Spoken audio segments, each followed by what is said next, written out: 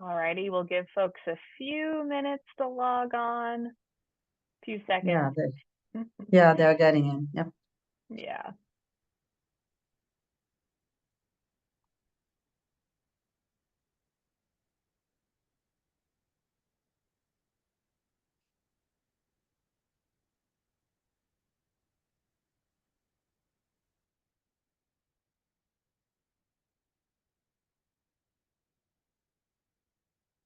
All right.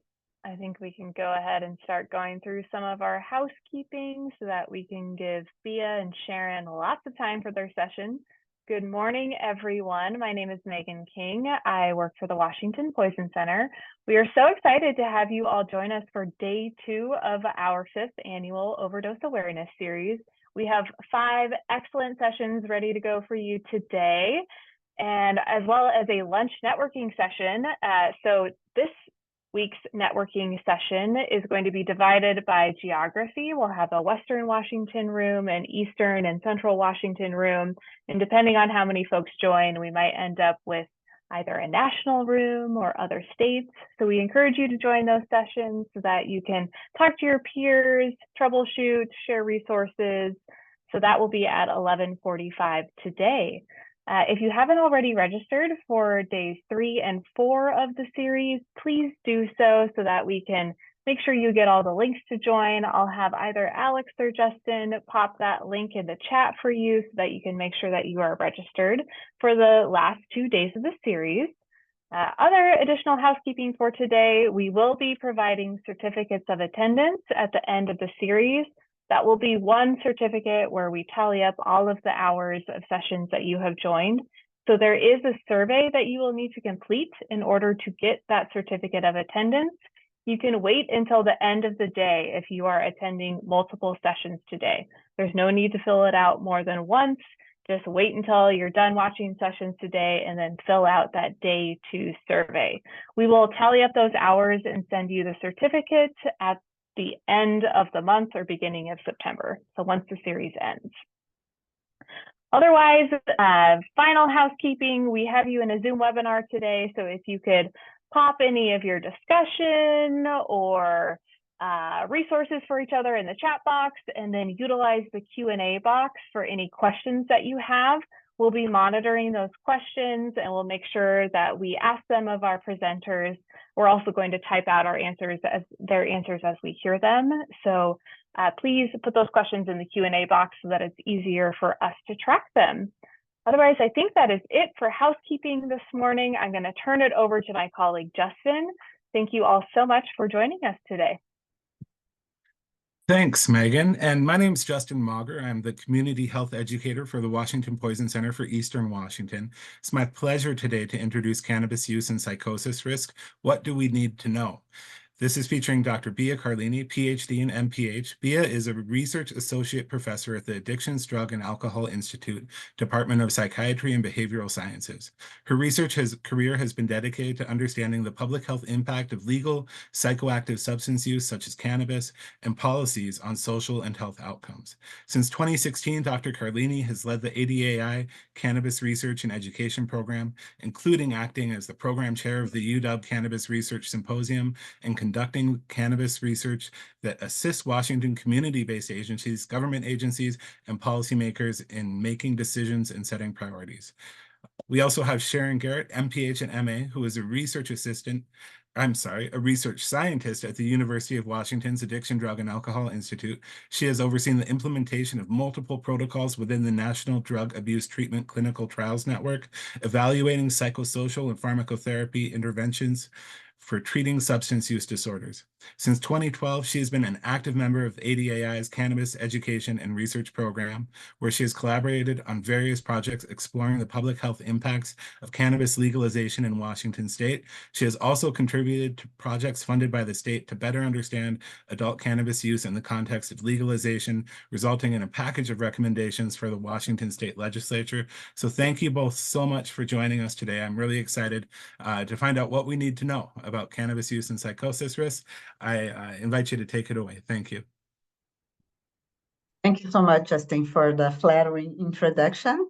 And so I'm Bia Carlini, and I'm so glad that we have the chance to present today. I'm going to be co-presenting with Sharon, as Justin already noticed. And let's start explaining a little bit this maze of organizations we belong to. So we are at the University of Washington in the School of Medicine. And within the School of Medicine, we are in the Psychiatry Behavioral Science Department. Housed in the Psychiatry Behavioral Science Department is our institute, Addictions, Drug, and Alcohol Institute. And within ADAI sits our program, Cannabis Education Research Program. It's a mouthful of organizations, so I wanted to clarify a little bit. We have a small but very active group. I think for you is also the left, from the left to the right, Alexi, Sharon, myself, and Meg, and more recently, we incorporated Lindsay Callan as well. We are research Bia, scientists. Yes. Bia, I'm sorry to interrupt. Your slides are not showing yet. Okay. Thanks for interrupting then. Okay.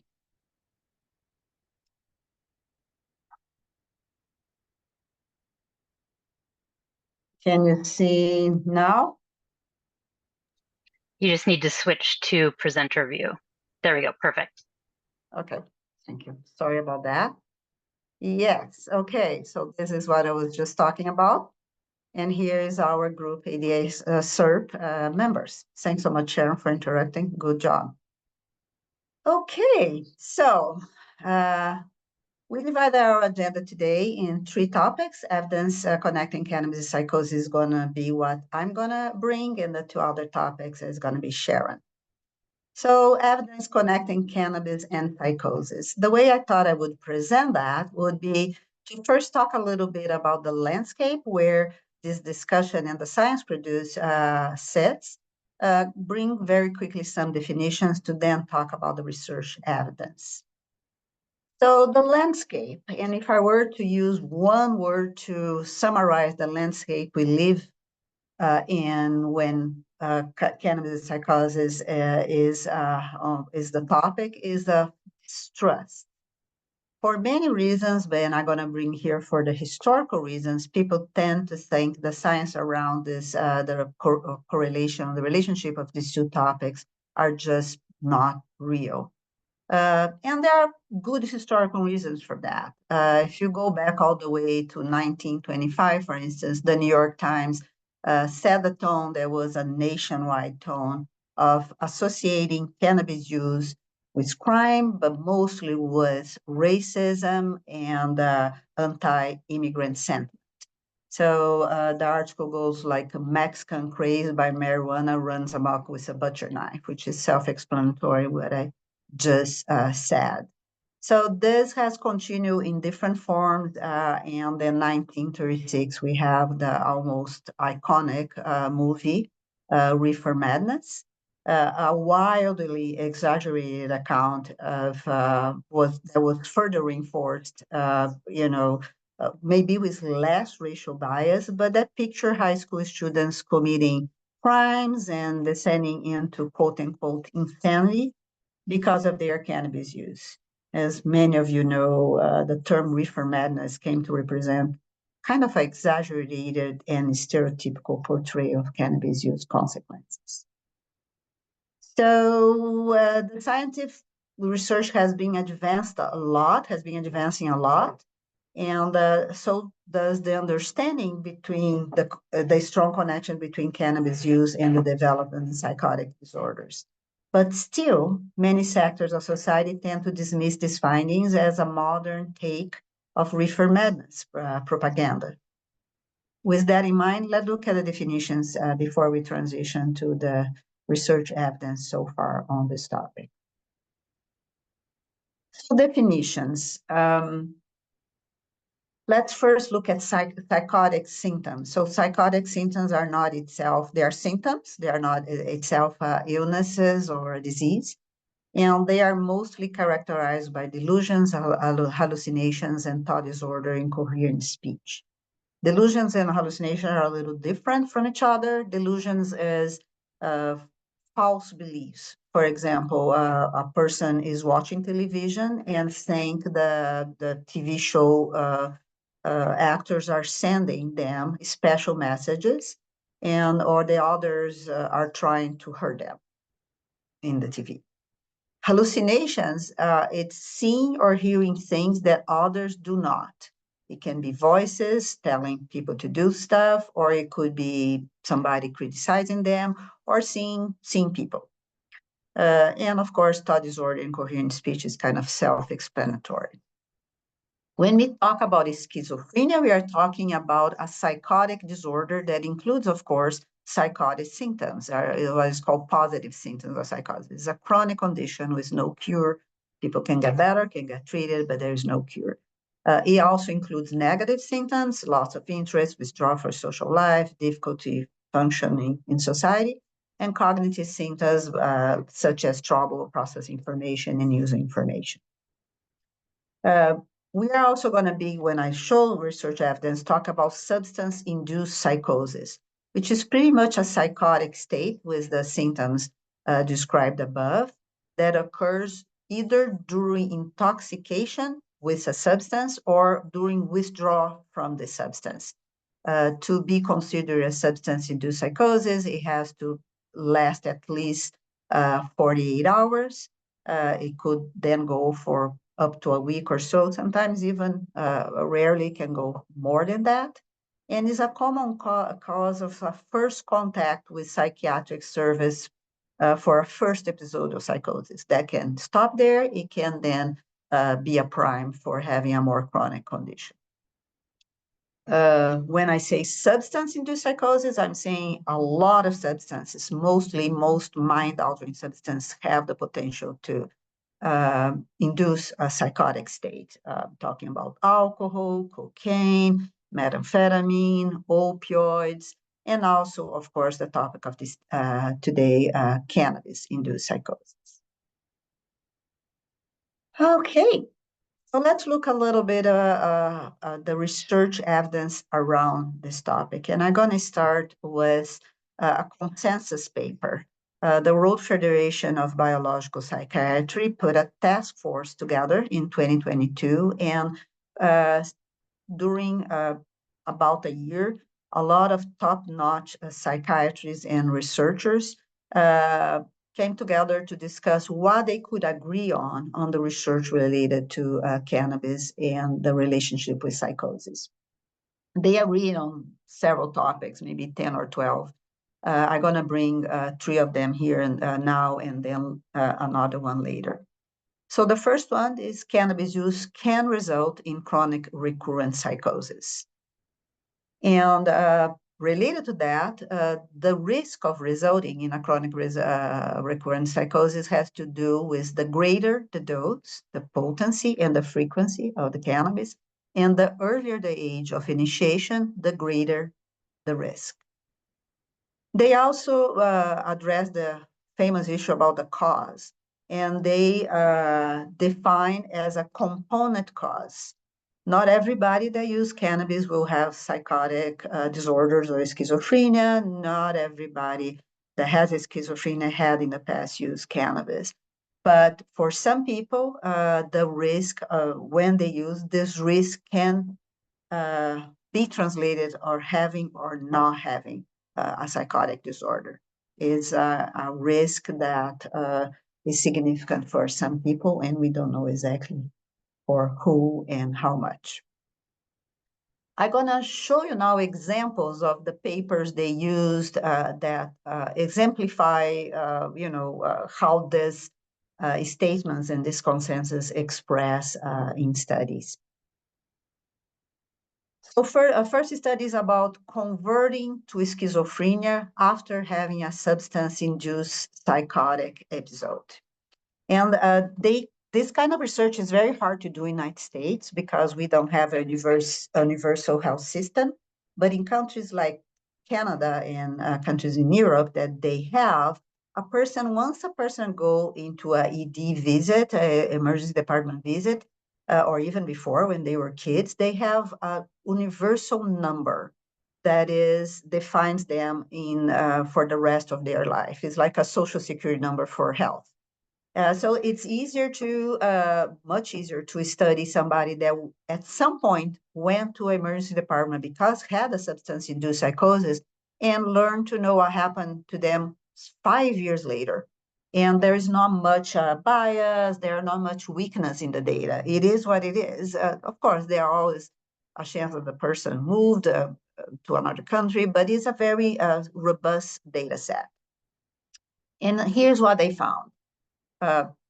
All the drugs can cause schizophrenia and can cause OB, but the fact that they had the induced psychosis can later convert, that's the term they use, to schizophrenia later. As you can see here, the different colors means, the 1 year, 3 year, and 5 year follow-up in their electronic record. And you can see even alcohol, 10% of people will convert to schizophrenia in the population they study. Cannabis, however, is the one that converts most people. And with legalization and an increase in use of cannabis, this has a particularly public health, important public health significance. So if you think that 28% of the people that ever went to ED in Ontario converted to 28% of them converted to schizophrenia, this is pretty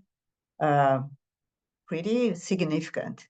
Even more because the general population, if you get people from Ontario and study the general population, they did not go to AD visit for substance-induced psychosis, is 0.01% will convert to schizophrenia in this same 5-year period.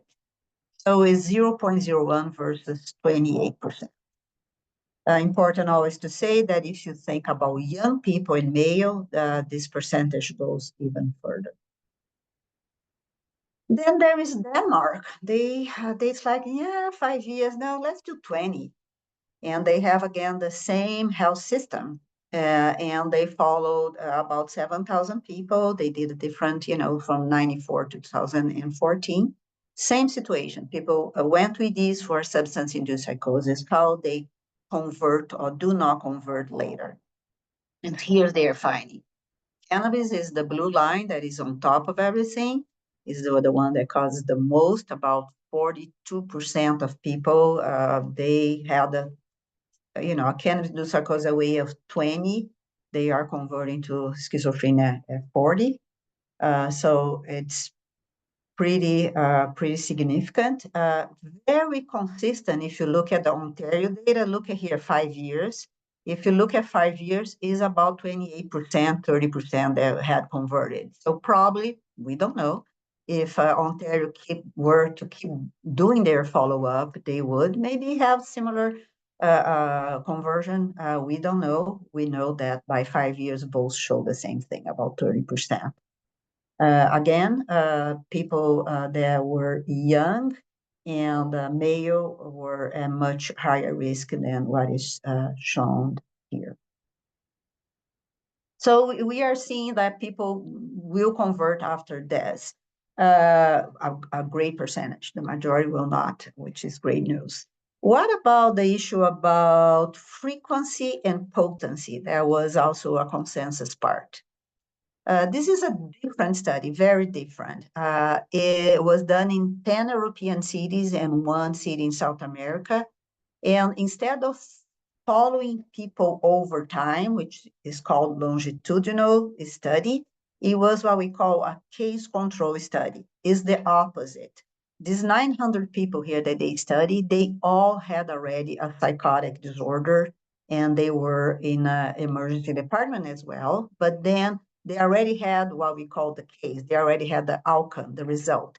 And then what is this group of researchers did, were able to study 11 different places, were go back in time and look at 2 things. How often people were using cannabis.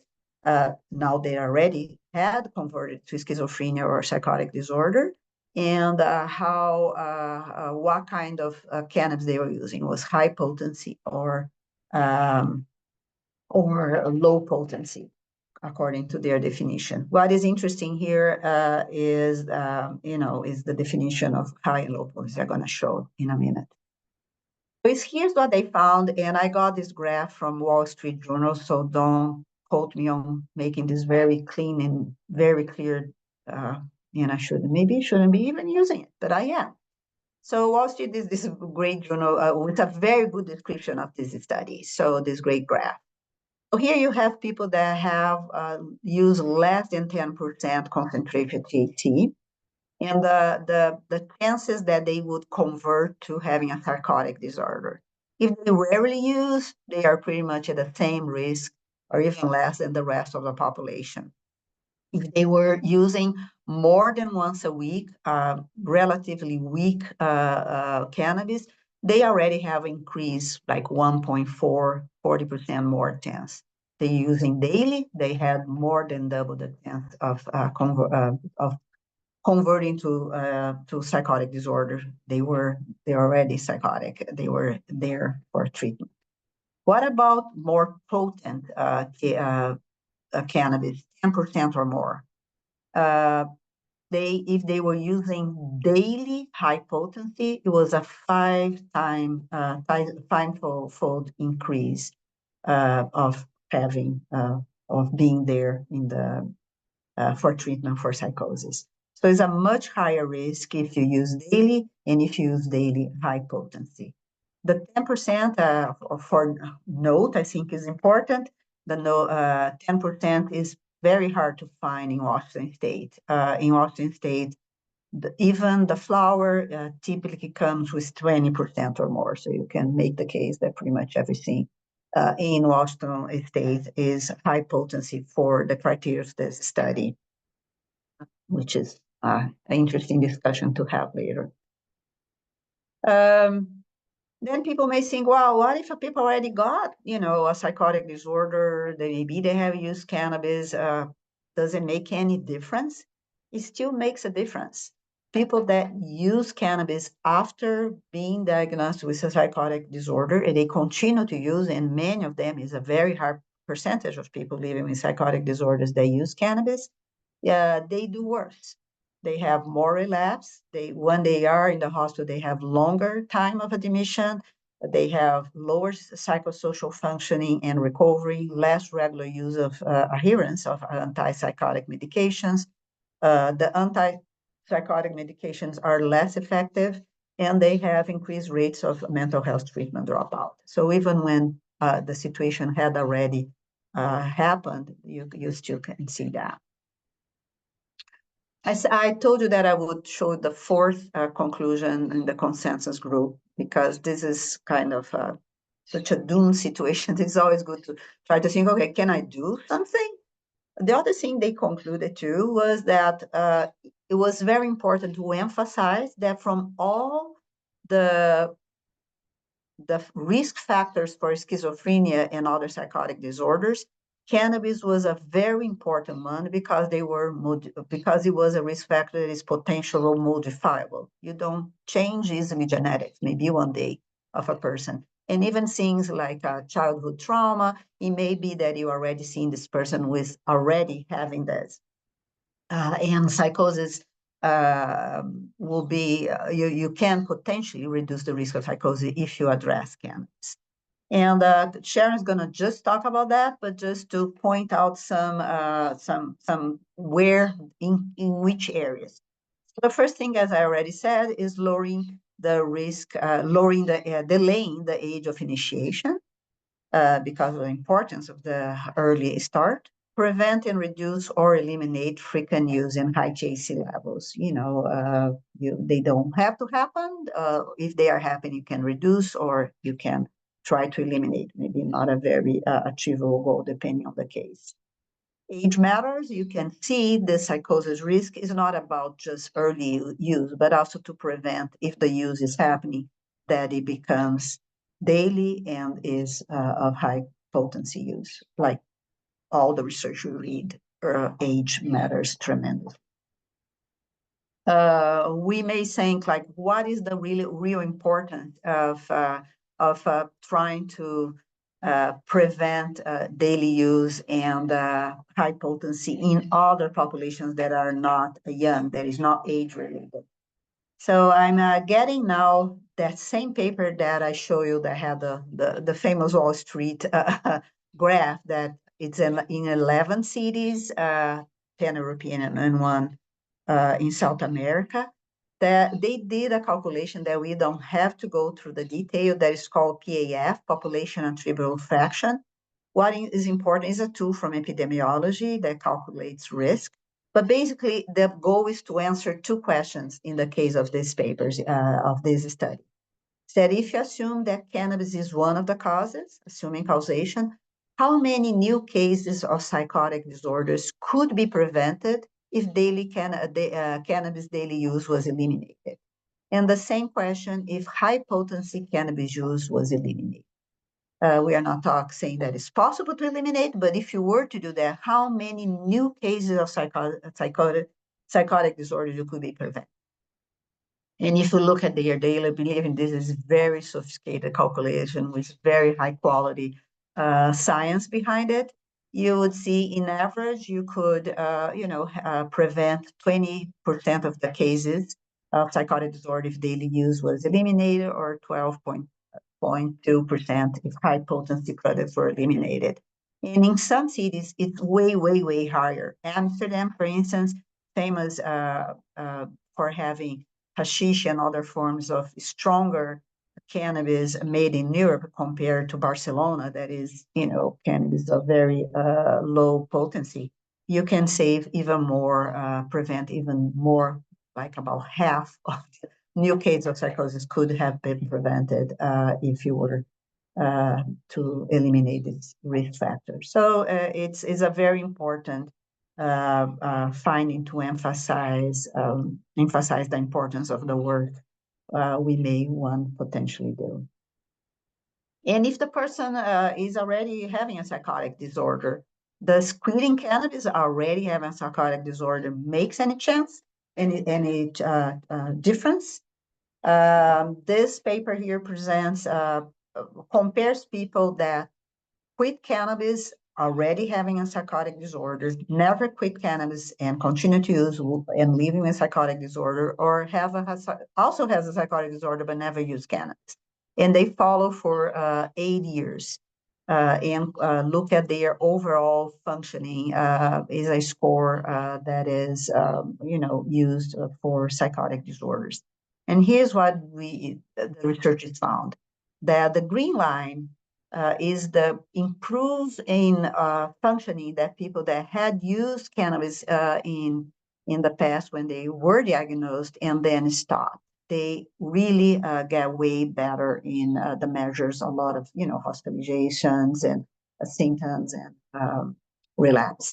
And meanwhile, the continuous is in the bottom here with way worse functioning. In the middle is the people that never used. Okay, so that's me. I'm gonna now hand over to Sharon, that hopefully won't forget, like me, to show the slides. I know she won't. Thanks, everybody. Thanks, Bia. That was great. And I'm going to share my slides right now because you said that. Okay, how does that look to everyone? Good. Okay. So we're seeing more and more clearly, as Bia described, that there is a link between cannabis use and psychosis that is at least somewhat probably causal. So what can we do to reduce risk for people who might experience psychosis after cannabis use, or who might be someone who could develop a psychotic disorder? We can intervene in several different ways. And one is to use legalization and policymaking to change the environment in which people use cannabis, or even to change the cannabis products themselves. And then we can also identify individuals who, because of their own unique risk factors, are at greater risk of psychosis and try to intervene with each of them. Since changes in public policy have a sweeping impact that individual interventions don't have, I'll start by describing a project that our team worked on in 2022 to identify policies that could reduce risks associated with the use of high THC cannabis, including the risk of psychosis. And this is from a report that was provided to the Washington State Legislature in December of 2022. And the policies recommended take into consideration the perspective of local stakeholders and also research evidence, and they were meant to be adopted as a comprehensive package. And notably, Bia talked about high versus low potency. High THC products in this were defined as products with 35% or more THC, and our stakeholders were the ones who defined that cutoff. So the policies we ended up recommending fell into 3 areas: decreasing access to high THC products, preventing the initiation of high THC products, and empowering consumers and the public with information and education. So let's start with the first one. This area included 3 potential policy recommendations, of which we recommended only the first one. The other 2, THC caps and purchase limits, have research support behind them, but the Washington stakeholders didn't view them as feasible. So the only policy recommended was to implement excise tax levels proportional to the total THC content in products with greater than 35% THC concentration. And we had 2 important nuances associated with this recommendation. One was that revenue generated should be directly directed toward equity-focused initiatives to offset possible concerns about this being a regressive tax. And as our team doesn't include a health economist, we recommended that the implementation of this policy, that the first step should be further consultation with at least 3 health economists to determine whether this would replace or supplement current taxation, at what point taxes should be collected, so wholesale versus retail, and the levels of taxation that would be needed to achieve significant health benefits. The research behind this, we know that price increases are effective in lowering consumption, and we know that taxation is an effective tool to increase price. And we've seen this, it's been studied extensively in tobacco, in alcohol, and in sugar-sweetened beverages. Washington, however, does have the highest tax rate on cannabis in the United States, but because we have a seasoned, more efficient market, Washington has some of the cheapest cannabis products. So you can see here, this is Washington compared to other US states, legal and illegal, and we have inexpensive dried flower. It's also cheaper than what you can purchase in the illicit market. So we have some room to increase taxes. And you can see in this graph, the illegal sources are in red and are slightly more expensive than what you can get in legal stores. So what about the prevention of initiation of high THC products? For this, 2 policies were considered, and we recommended both of them. The first was to prohibit all marketing and advertising of products that contain THC concentration over 35%. And we stated that such a prohibition should be comprehensive, meaning it would include social media, websites, and online content, point of sale advertising, both inside and outside stores, on billboards, and through all other channels. And we heard concerns that enforcement of advertising restrictions can be a challenge. So we also recommended that revenue collected due to marketing infractions be used to fund compliance monitoring in this area. And the second recommendation was to raise the legal age of purchase for high THC products to 25 years old. And this is a novel idea that came from our stakeholders that we talked to. 21 is the age at which individuals can purchase cannabis in all US states that have an adult use market. And age limits for specific products, like only high THC products, haven't been tried. And 25 as an age limit hasn't been tried. So this is a new idea. I want to go back and say more first about the advertising prohibition. Cannabis advertising and promotion are common in legal US states, and most people notice them.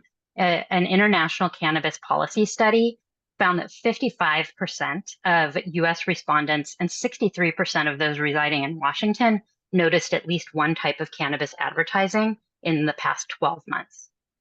And this finding is important because marketing and advertising are driving forces of consumers' purchasing choices. Various studies have shown that youth are often exposed to cannabis ads in storefronts and billboards and magazines and online, and that youth who see these ads are more likely to use cannabis or say they have the intention to use it in the future. And they also report more favorable attitudes towards its consumption. And these studies are consistent with a long history of alcohol and tobacco research. And in particular, research on tobacco marketing and advertising prohibitions has documented that comprehensive advertising bans are effective for decreasing alcohol initiation, whereas partial bans, which are things like advertising only on certain channels or at certain times of day or limiting only certain type of messages, have only limited effectiveness on decreasing youth initiation. So going to the second recommendation we made, the human brain develops rapidly until about age 25, which is why our stakeholders chose this limit. Young adults are at greatest risk of experiencing first episode psychosis, which Bia talked about. Those of you who are old enough will remember that the drinking age was not always 21 and in fact varied by state. And then in 1984, the National Minimum Drinking Age Act required all states to raise their drinking age to 21. And as you might expect, a lot of evaluation took place.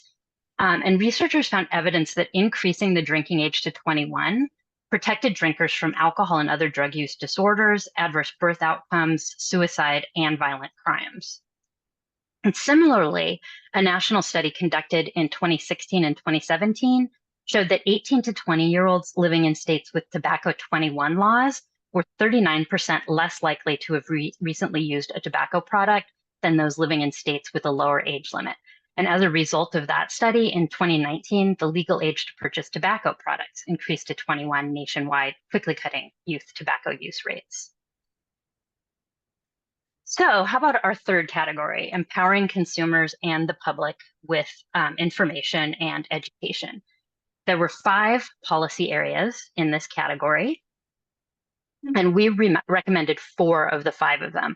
We didn't support broad education about high THC in schools and communities because there's already evidence-based prevention programs that would encompass high THC products that should continue to receive support. We did recommend those specific health warnings related to cannabis products with more than 35% THC concentration.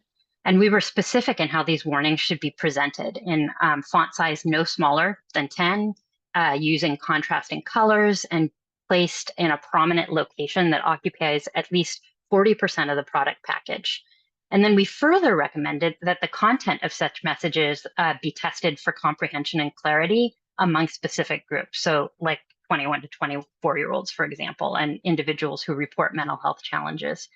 And the health warning labels should specify risks such as acute psychotic symptoms and the development of psychotic disorders. Health warning labels are a low-cost, sustainable way of communicating the health effects of products to consumers, and evaluations have shown that they increase health knowledge, they can reduce consumption, and change social norms towards a more science-based perception of risk. Effectiveness, though, depends on the things that I just talked about: design, size, position on the package, and general presentation of the warnings. And we've learned from tobacco that warning labels that pictures are even more effective for keeping attention and making the warning salient for consumers. So the next recommendation was about labeling and having a standard THC serving size on all products. The research on labeling effectiveness for cannabis products is still relatively new. Studies so far suggest that cannabis consumers have a low THC literacy, and they benefit from some clear standardized product information on labels to prevent overconsumption. And currently in Washington state, only edibles are required to indicate serving size of THC. So our recommendation was to adopt a single and uniform THC serving unit of 10 milligrams across all products, so not just edibles, and to require serving definition and number of total servings on all cannabis product labels. And like with health warning labels, it should be presented visibly on packaging. It should clearly indicate that packages contain multiple servings if they do, and explain what that means. So Colorado uses this visual for indicating serving size for dabs, and Vermont has developed materials that state a serving size for dabs is about the size of the tip of a ballpoint pen. And this gives consumers a tool to monitor their cannabis use, similar to how people can count the number of standard drinks they've consumed to monitor their alcohol consumption. And it also provides a clear metric for public health campaigns and education materials to communicate how to prevent overconsumption. And it gives healthcare providers a system to understand how much THC has been consumed during instances of negative health events. So we also recommended point of sale education, and this would require distributing education materials for consumers purchasing products other than cannabis flower, and it would include accurate information on the potential harms of consuming high THC products, who's at highest risk, and how to read a product label.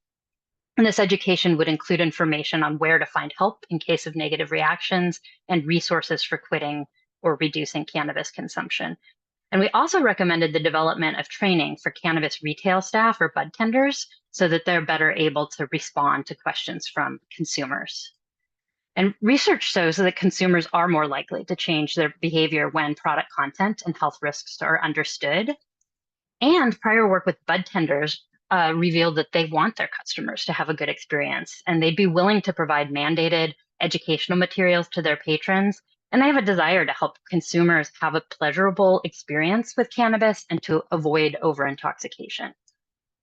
And we know that point of sale education in other areas works, like interventions designed to improve nutritional decision making. One example is that several studies have evaluated consumer response to the addition of calorie information on menu boards, and most indicated a preference for lower calorie foods when menus included calorie labels. And of importance, educational interventions delivered at the time of purchase have been found to be most effective when paired with an environmental change, like the manipulation of price and availability of products meant to be discouraged, which is why we intended these recommendations to be part of a package.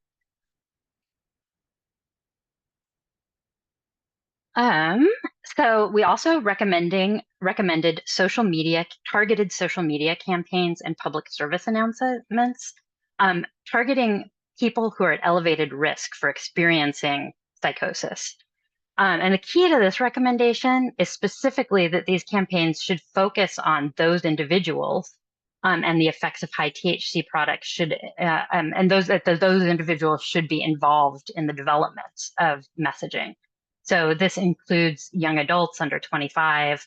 It includes people who have experienced psychosis or report poor mental health, and people who are living with mental health disorders. Campaigns like this work well when developed well. The World Health Organization outlines several guiding principles for effective communication campaigns. And campaigns like this are more effective when they're tied to a specific action that people can take, like choosing an alternate product, like instead of a high THC product, use something with lower THC, or calling a helpline to obtain support. So making these kinds of policy changes takes time. And since we released this report at the end of 2022, none of them have been implemented in this state.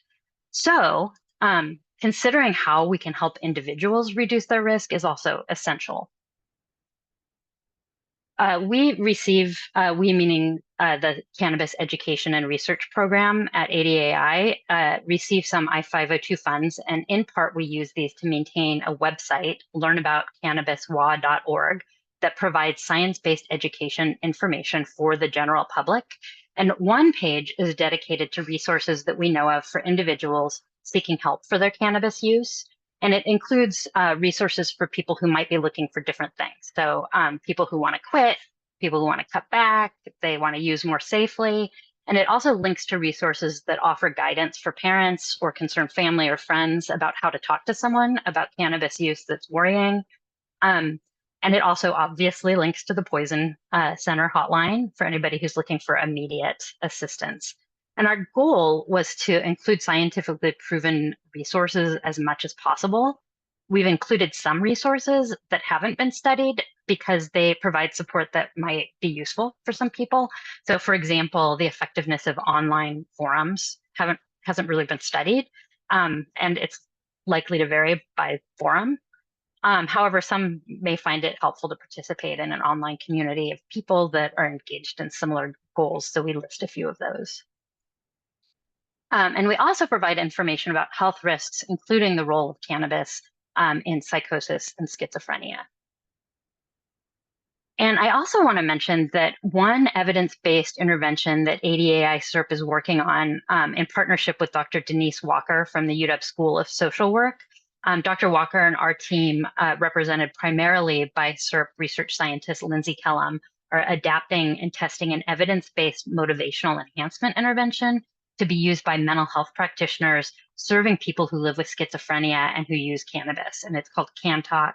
And the results from this intervention will be available sometime next year. And our hope is to make these tools available online for free to interventionists once they've been tested. So what's coming up next?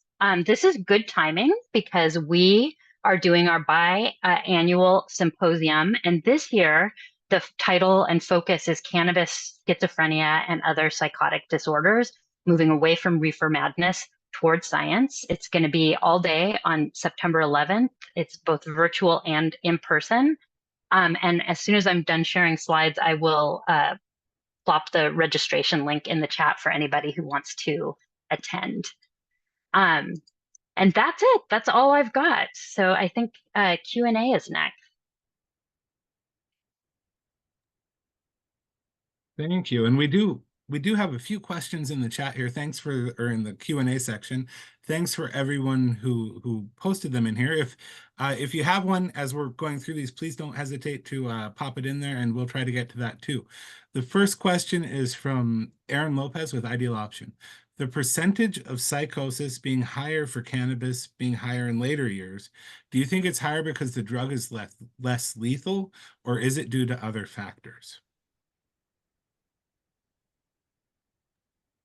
Yeah, very interesting question. Well, let's first think, I was thinking about that because I read it before. That's a very interesting hypothesis. It could be that because people use it for more time, for longer time, because they don't die from it, that they are more likely to develop psychosis. It is. For me, thinking about the public health implication of this is that, well, even if it is this, we are in a situation where the risk of not dying is the risk of having more chances to develop a psychotic disorder. So for me, it's all the same, even if it is because people remain alive for longer, have bigger, higher chances to remain alive. It makes our professional duty even more honorable to live, to let people to be alive and not living with psychotic disorders. It could be. I'm not sure that's the case, but I think for opioids, yeah, certainly. For methamphetamine, maybe too. The alcohol mortality for alcohol use disorder usually happen later in life, but it's also true you have mortality related to accidents. Oh, it's an interesting theory. I don't think it changes the importance of still working on preventing psychosis to happen on those that don't die from cannabis, but will have to pay a higher price being alive from, from it. I have nothing to add except that that's in my mind. I'm envisioning a study that could be done. Like, that's an answerable question. I think that's a great question. Yep, it is. Never thought about it. So thanks for bringing it up. Great, thank you. Next question we have is from David Gomez. Question about correlation and causation. I see that people who continue to use marijuana are less like, or I'm sorry, let me restart. I see that people who continue to use marijuana are also more likely to relapse into a state of psychosis. How likely is it that the instability is what causes the use of marijuana, considering the legalization and reduction in negative stigma and around marijuana in the past 20 years, which makes it more available to people than other drugs? Yeah, I think again, that's a very good question. And it's, other than tobacco, we are going to spend a life going around on this correlation and causation things. Tobacco now we know it causes, all the diseases that we have so well documented. I would say my answer to that is, I think it was my last slide or before the last, you can see if people stop using cannabis, they immediately get more stable over time. You had this graph of the 8 years of follow-up of people that had improved if they had cannabis use and stopped.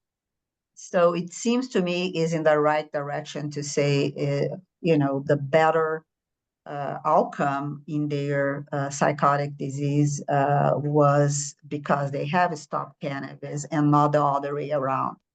That being said, it's impossible to be sure, but it points in the right direction. If you work on making people living with psychotic disorders on quitting, you are probably gonna give them more stability on all domains of their disease. Great question again. Very inquisitive. Great. Another one from Aaron Lopez with Ideal Option. The point of sale recommendations, is this something that is already in place? To my knowledge, there's no point of sale education around psychosis specifically. I think that there's a requirement about use with pregnancy, but I don't think there's any other point of sale education in Washington State. Bia, is that your understanding?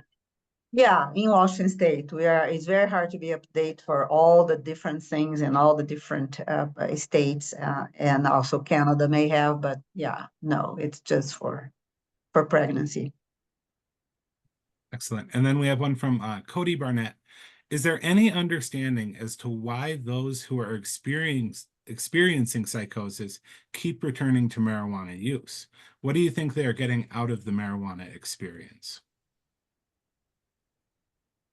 Let me comment first, but you want to comment first? Yeah, go, please. Okay, I was just going to say, I think that I think two things. One is that there's a perception that cannabis is a medicine and that it can be used to treat mental health problems generally. And in some cases, there's a lot of research happening to see if that's true. So we're finding out, that maybe there are components, certain cannabinoids that are helpful for treating anxiety, for instance. So that discussion is out there that people are aware of. And it might be too, I don't want to disregard people's individual experiences. I think in an acute way, some people might feel like they feel better. They're able to use cannabis. It feels like they're separated from problems and from their symptoms and psychosis. So what the studies Bia is looking at is kind of what happens over time. But in the moment, people might feel like it's helping. I don't know, Bia, what else do you have to add to that? Yeah, I totally agree with what you're saying. I think there is some research that particularly people with cannabis, I'm not 100% sure, I'm trying to remember here, going through my, my brain, that they do feel particularly better in the moment about their symptoms. It's like if you ask a tobacco user, a person that smokes, like, well, when I smoke, immediately calms me down, although that doesn't, in the long term, it doesn't help you at all. It's not even a drug that works to calm you down. It's actually you're just medicating your nicotine dependence, right? So it makes you feel better because you are not in withdrawal. Cannabis at the moment make people feel better, and probably that's what people use, not only because they have psychotic disorders, but when they don't have it too. They don't use to hurt themselves, they use to have fun and to feel good, and we should acknowledge that. Excellent. And then I have one from one of my colleagues at the Poison Center. Do we have many or any theories as to the mechanism for cannabis use and increased risk of psychosis? What do we think is happening in the brain? I'm sure there is plenty of, I'm sure there's plenty of theories. And there are plenty of theories, but I'm not a physician by training or a neurologist that I could explain. Probably if I were, I would explain, and if you're not a neurologist, you probably wouldn't understand either. So there are theories. People are trying to find a reason. That's all I have to say. Yeah. I'm going to walk a careful line answering this because I'm also not a neurologist, but I do know there's a lot of genetic studies that have been done, and twin genetic studies where they're looking at the relationship between cannabis and psychosis. And so there's a line of research around an interaction between cannabis and genetics, and discussion about how those, whether there's a genetic predisposition to both cannabis use and psychosis, or it's seeming increasingly likely that cannabis use interacts with a genetic predisposition. So that doesn't totally answer the question, but I know that research is out there and happening. Yeah, and I think having always in mind the multi-complex, multi-causation of psychotic disorders is really important. Nobody's here saying that, that cannabis is the key factor, but it is a modifiable, important preventive, risk factor. So it's something that we can do something about it. The genetics, of course, for any mental illness, it's very important. We cannot, give a recommendation to Washington legislators to do genetic testing on everybody to see who can use, who cannot use. That wouldn't be very practical and not feasible. So we can modify some things that can help some people. Okay, and we just got another question that popped into the Q&A. Any research available on routine use and other mental health effects? And that's from Elise. Thank you. I didn't get what? Okay. What research is out there on routine use and other mental health effects? So other than schizophrenia is, I think, what she means. And I mean, Bia, I know you'll have more to say about this, but I think frequency of use is one thing to look at. But one of the things that makes cannabis kind of complex is there's also a lot of different cannabinoids in cannabis. So and dose matters. So how much THC is in it. But there's also other cannabinoids like CBD you hear about all the time, and cannabidiol is CBG that's getting some study right now that might be effective for helping reduce anxiety, but that doesn't have the psychoactive properties of THC.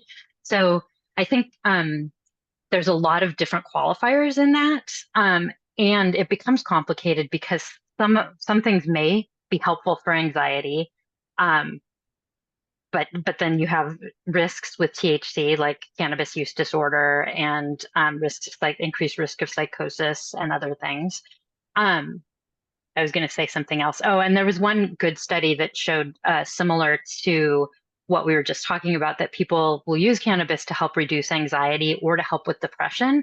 And over time, depression in particular was found to get worse in people who were using cannabis daily.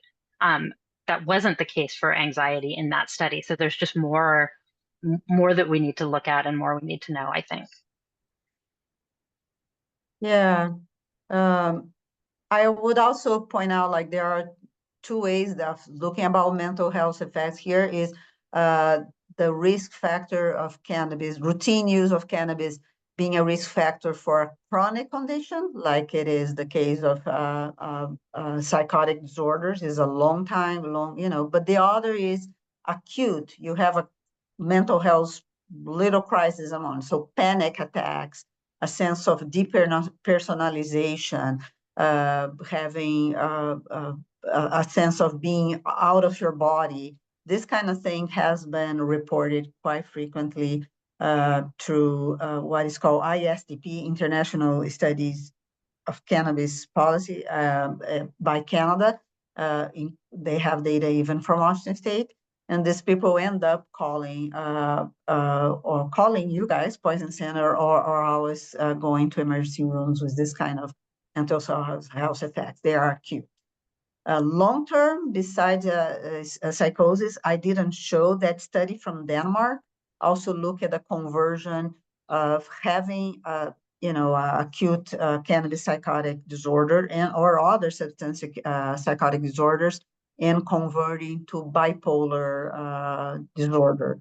And it's quite high as well, not as high as schizophrenia, but you have, considering the risk of 0.01, you have around 10% converting to bipolar.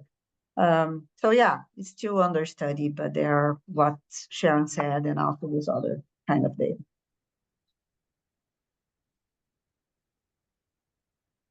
Let me just say something too. Sharon mentioned the learn about cannabis-wa.org, our website. There are a fact sheet on other mental health disorders there as well.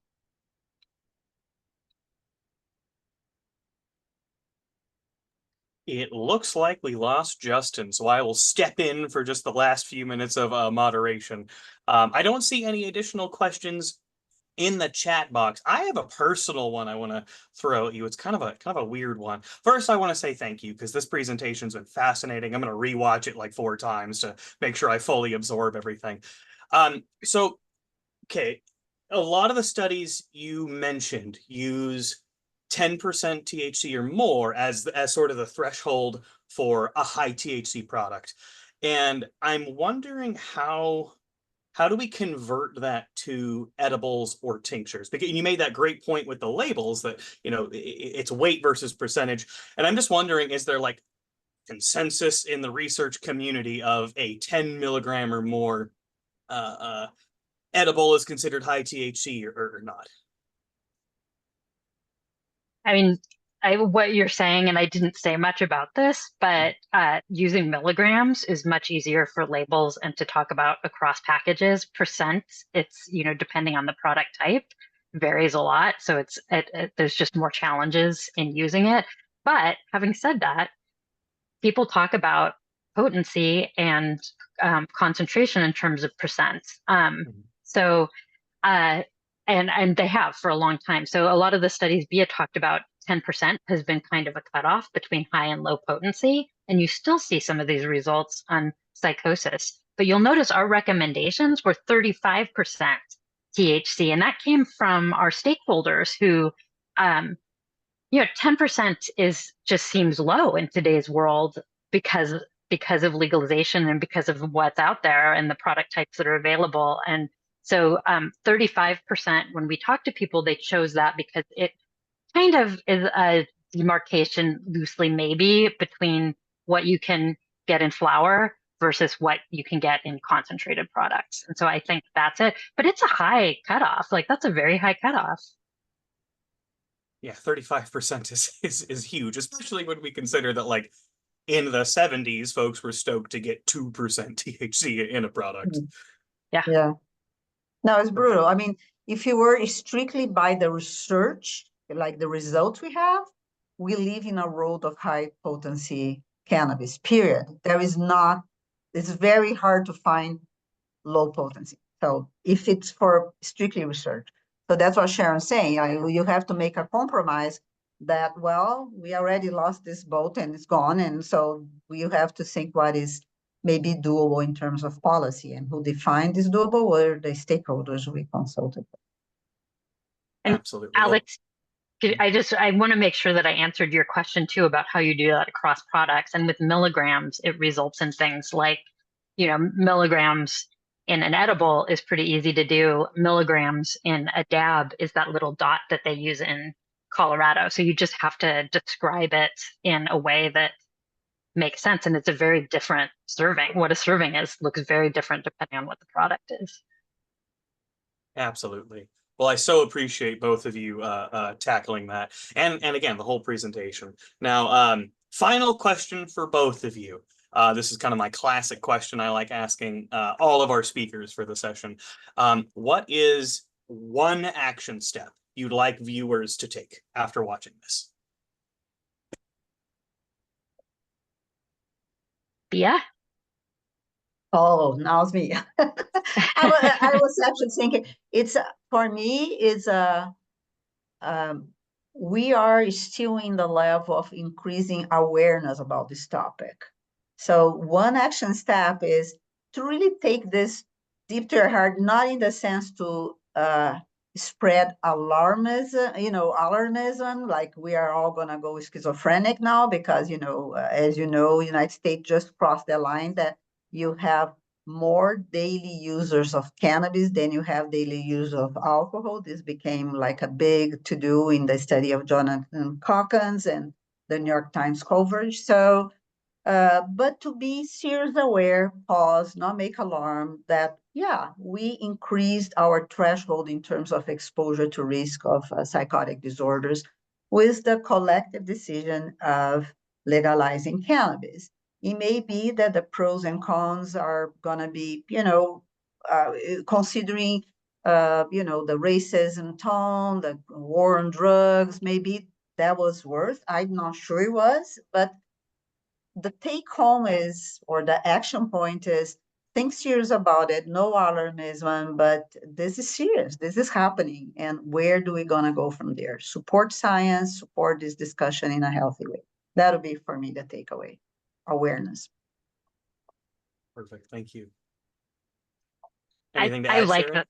No, except I like the idea of building awareness, and I think psychosis sometimes gets lost because it's a condition that doesn't affect that many people, and so people dismiss it easily. And what Bia is saying is that now, I mean, I think it's important to understand that even rare diseases become important when something is, when a cause is more available and more out there. And so I would expect to see an increase in psychosis because products are changing, but also just because it's a legal substance now. It's becoming more used. There's more, your baseline's a much larger number of people. So I think that's an important part of the awareness to to counter dismissing it as something that doesn't affect most people. Yeah. And I give a historical example that may make sense.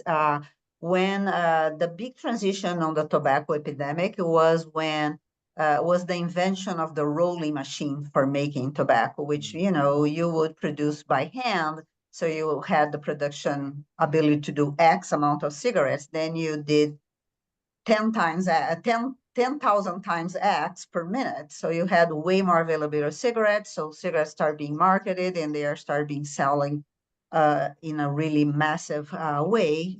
Don't have to explain how massive, we all know.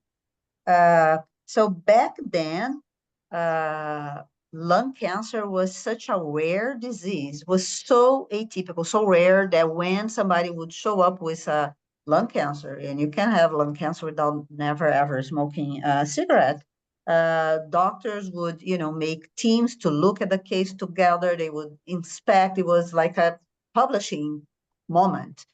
And now we know how common it is. The same thing, cannabis hyperemesis syndrome. In the first 5 years of legalization, doctors had no idea why people would go there vomiting in their emergency departments and would say, well, the only thing that makes me feel better is if I have hot showers. Like, what? So it was a very mysterious disease. And now we know that emergency departments are seeing in Canada that have decent data. There was a 13-fold times, increase in 13-fold increase on cannabis hyperemesis syndrome in the emergency departments in 4 years. So we start really seeing this developing. So this is what is happening. It's a rare disease, psychosis. We are already in a mental health crisis since the pandemic with no precedent. It's about 1%. It's not that going to become 30%, but things may get way, way more complicated. We are increasing the exposure of the risk factor. Absolutely. Well, thank you both. I so appreciate hearing both of you speak. You're both such experts in this, and I learn something new every time we're able to connect and reconnect. Well, I will not badger you with more questions. I won't hold you hostage, though it would be very easy for me to ask questions on hyperemesis syndrome and keep you here all day. So for folks who are still on the line, we have the survey link posted in the chat box. Go ahead and fill that out after you're done attending sessions today. So once you're done with all your sessions for the day, we ask you fill that out, especially if you want a certificate of attendance. And our next session is going to start in about 20 minutes at 10:30. Dr. Jason Kilmer is going to join us talking about harm reduction messaging. I encourage you all to attend that. And Bia, Sharon, thank you both again so much. And I hope you both have a great rest of your day. Thank you. You too. Bye-bye. Have a good one. Thanks. Congratulations for the event. Bye, Megan. Thank you. Tell her bye to your colleague as well. Will do. Okay, take care. Bye-bye. Take care, everybody. Bye.